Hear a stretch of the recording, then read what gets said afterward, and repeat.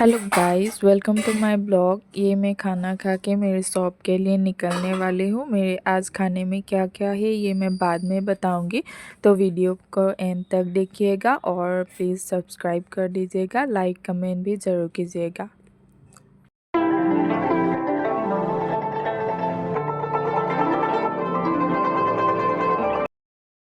अब मैं ये शॉप पे पहुँच गई हूँ और ये क्लीन कर रही हूँ क्योंकि बहुत ज़्यादा धूल मिट्टी रहता है। रास्ते का काम चल रहा है, इसीलिए हमारा रास्ता बिल्कुल ठीक नहीं है। अब पहले ठीक था, इन दिनों बहुत ज़्यादा ख़राब हो चुका है, इसीलिए बहुत ज़्यादा धूल मिट्टी रहता है। हर रोज़ 2-3 बार तो साफ़ करना ही पड़ता है। ये मैं साफ़ करके फिर थोड़ा सा पूजा करके दिन की आरंभनी करूँगी।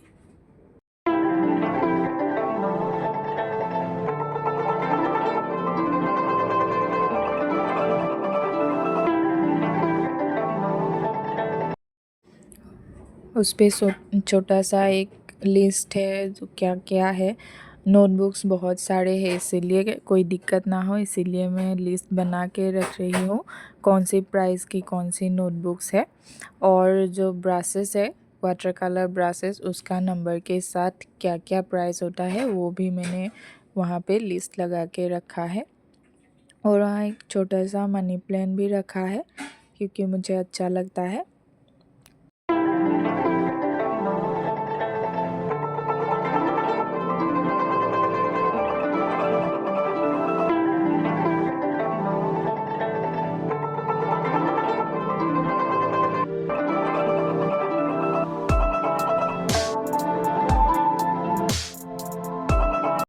ये मेरे अंदर का सामान है। मेरा जो शॉप का रूम है उसको मैंने बीच में पार्टीशन करके ये और एक कमरा बना लिया। उस पे मेरा कंप्यूटर रहता है, मतलब लैपटॉप, 2 लैपटॉप रहता है, फिर प्रिंटर और बड़ा जो जेरोक्स मशीन होता है वो रहता है और लेमिनेशन मशीन भी रहता है। तो ये सब तो होते हैं मेरे शॉप पे काम। मैं दिखाऊंगी बाद में आप लोगों को कैसे होता है।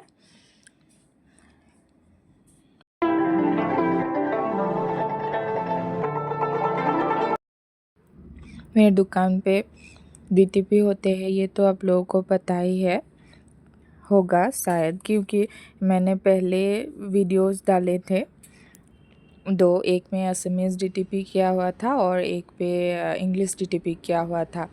और उसके अलावा भी वर्ड्स पे काम होता है, वर्ड्स फाइल में, और एक्सेल में होता है जी, और फ़ोटोशॉप भी होता है, प्रिंट आउट होता है, और अलग अलग तरह के जेरोक्स होते हैं। A4, लीगल, A3, ये 3 साइज़ में जेरोक्स हो जाते हैं। लेमिनेशन A4 तक हो जाते हैं, आईडी कार्ड्स हो जाते हैं, और A4, ये दोनों टाइप का लेमिनेशन होते हैं। उसके अलावा स्टेशनरी भी मिलते हैं, जो भी स्टूडेंट्स के इम्पोर्टेंट चीज़ें होते हैं स्कूल के लिए या आर्ट स्कूल के लिए, नोटबुक्स, ड्राइंग कॉपी, कलर्स वगैरह वगैरह सब कुछ मिलते हैं। और प्रेजेंट भी आप पैक करवा सकते हो, गिफ्ट पैकिंग भी होता है। और ड्राइंग जो स्टूडेंट्स का इम्पोर्टेंट 11th और 12th में जो भी साइंस का ड्राइंग होता है उसका भी ऑर्डर मैं लेती हूँ। आप लोग उसके लिए भी पूछ सकते हैं। साइंस का कुछ भी हो, जूलॉजी, बायोलॉजी, केमिस्ट्री, फिज़िक्स, जैसा भी ड्राइंग हो मैं उसका ऑर्डर लेती हूँ। और अब मैं घर पहुँच गई हूँ और घर पहुँच के देखा तो सासू माँ ने, मदर इन लॉ ने ये पॉप ला के रखा था, इसलिए इसको मैं खा लूँ रही हूँ। पहले आते ही मुँह फ्रेश होके उसके बाद ये पॉप खा रही हूँ।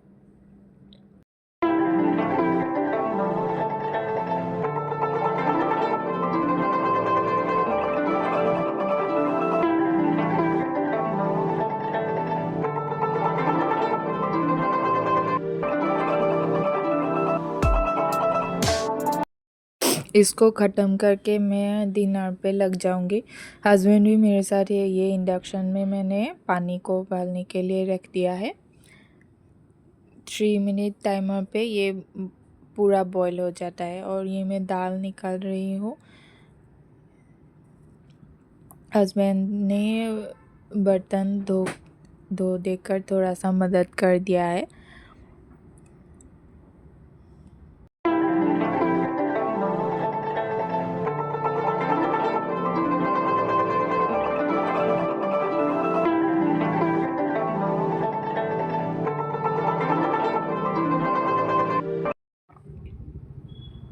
फिर मैंने गैस पे दाल चढ़ा के ये राइस निकाल रही हूँ।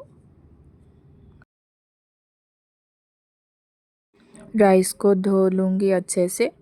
उसके बाद कुकर पे डाल के गैस पे चढ़ा दूँगी।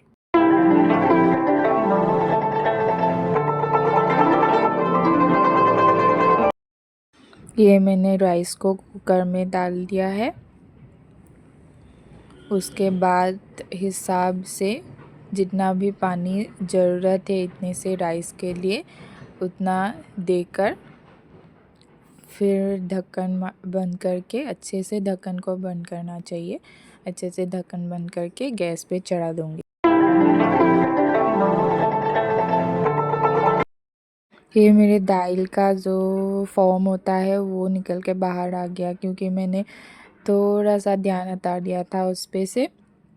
फिर मैंने उसका जो ढक्कन है वो हटा के रख दिया साइड में।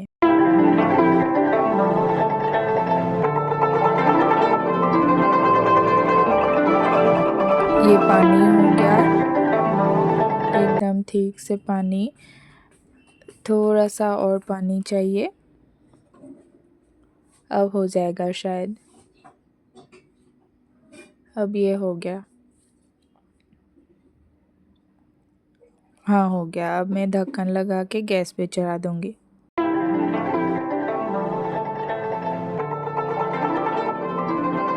फिर से मैंने दाल पर ढक्कन चढ़ा दिया।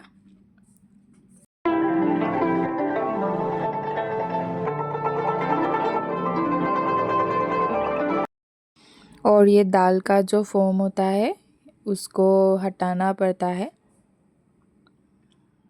अब ये फोम नहीं आया है क्योंकि मिक्स हो गया दाल में फिर से, इसीलिए मैंने फिर से ढक्कन को लगा दिया उस पे।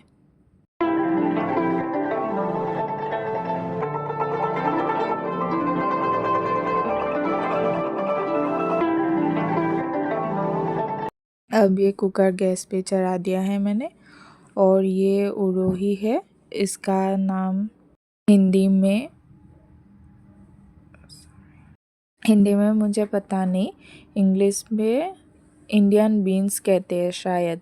हम लोग असमीज़ में उरोही कहते हैं इसको छोटे छोटे पीस करके अच्छे से धो लेना चाहिए। पहले ही अच्छे से धो लेना चाहिए क्योंकि ये थोड़ा सा टेढ़ा मेढ़ा होता है, इसीलिए इस पे धूल मिट्टी ज़्यादा फंस के रहता है। इसीलिए आपको हाथ से रगड़ रगड़ के धो लेना पड़ेगा। उसके बाद ये छोटे छोटे पीस करके इसको तेल में फ्राई करना है। इसके साथ मैं आज कुछ भी नहीं दूंगी, सिर्फ इंडियन बीन्स को ही फ्राई करूँगी और थोड़े से ग्रीन चिली डाल दूँगी। मतलब 2 ग्रीन चिलीज़ डाल दूँगी इस पे। और ये कढ़ाई गैस पे चढ़ा के थोड़ा सा हॉट होने के बाद, गर्म होने के बाद उस पे सरसों का तेल डाल दिया है। इंडियन बीन्स को थोड़ा ज़्यादा तेल में फ्राई करना चाहिए, तभी ये खाने में अच्छा होता है। कम तेल में ये थोड़ा सा खस्ता होता है, अच्छा नहीं लगता है। ये इसको पकने में भी टाइम लगता है क्योंकि आप इस पे पानी डाल के नहीं पका सकते और नहीं तो और बुरा लगेगा खाने को। और मेरा राइस हो गया।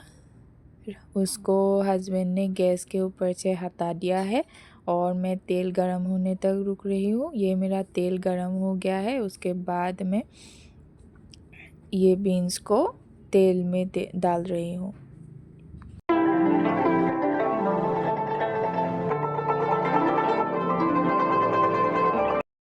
बीन्स के साथ ही मैंने ग्रीन चिलीज़ 2 ग्रीन चिलीज़ को डाल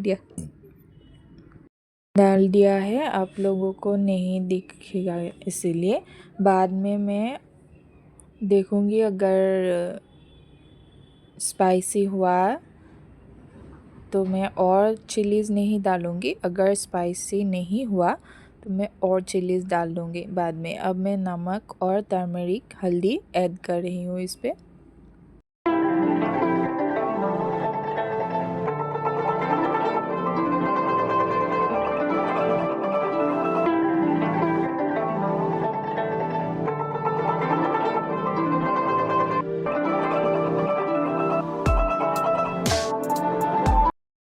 इसके बाद इसको बहुत अच्छे से फ्राई करना होता है, सब चीज़ों को अच्छे से मिक्स करना होता है। नमक और हल्दी को अच्छे से मिक्स करना होता है। ये मैं मिक्स कर रही हूँ। उसके बाद थोड़ी देर के लिए मैं इस पे ढक्कन लगा दूँगी।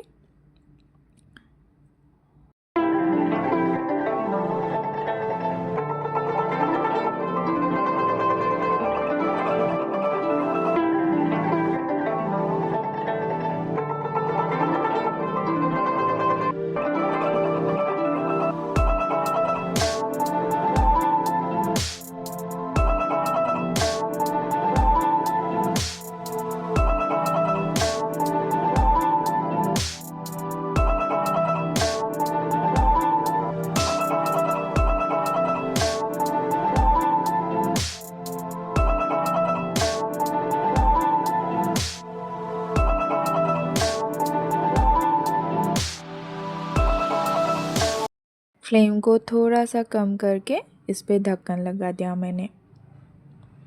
और ये दाल भी हो गया। इसको अब तड़का लगाना है। ये मैं मेथी से तड़का लगाने वाली हूँ आज। और ये हो गया, दाल में भी तड़का लग गया।